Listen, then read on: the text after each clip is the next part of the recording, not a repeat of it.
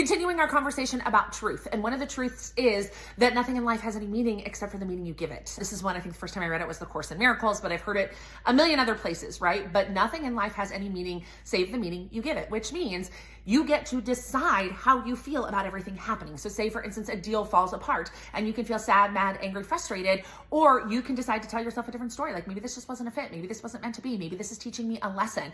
And really learning to see the things that are happening in your life and seeing the circumstances as neutral. And then you get to decide what story you want to assign it. This is why people say the life isn't happening to you, it's happening for you. That's what we mean. Like, you get to decide what is the lesson in this moment versus making it mean I'm not going to hit my goal, I'm not any good, this is a hot mess, nobody's ever going to want to work with me again, because our brain always defaults to like worst case scenario, which we'll talk about that in another video. But the truth of the matter is you get to assign meaning. For me, I've had several failed business endeavors over the past couple of years. Failed is relative.